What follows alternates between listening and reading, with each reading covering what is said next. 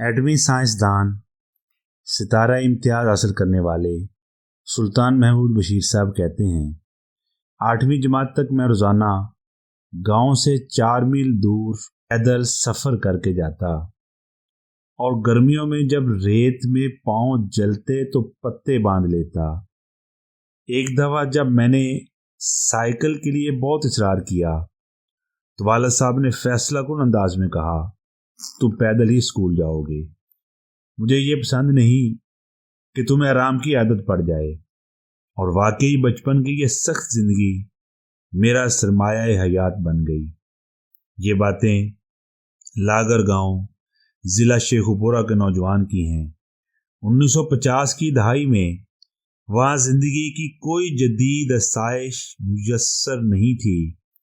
रात को घर में मिट्टी का दिया जलता था, जिसकी रोशनी में वालिद साहब देर तक पढ़ने की तकीन करते और सुबह जल्दी उठा देते। जब मैं नींद पूरी न होने की शिकायत करता तो कहते, तमाम बड़े लोग रात को देर तक काम करने और सुबह जल्दी उठने के आदी थे। एक पसमानदा स्कूल का तालिब इल्म होने के बावजूद मैट्रिक में आला नंबरों पर वजीफ़ा हासिल किया। गवर्नमेंट कॉलेज लाहौर से 1959 में पूरे पंजाब में तीसरी पोजीशन हासिल की।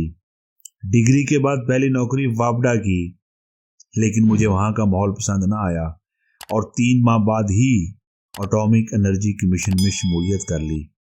यहीं से आला तलीम के लिए इंग्लैंड चले गए और Manchester university college of science and technology से न्यूक्लियर रिएक्टर्स कंट्रोल इंजीनियरिंग में MS इंजीनियरिंग की डिग्री हासिल की और मुख्तलिफ रिएक्टर्स पर काम करने का तजर्बा हासिल किया।